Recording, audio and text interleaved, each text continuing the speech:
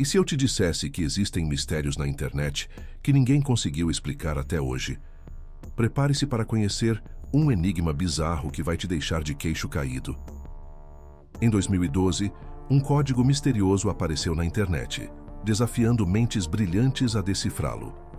Chamado Cicada 331, o enigma incluía mensagens criptografadas espalhadas por fóruns, livros raros e locais físicos.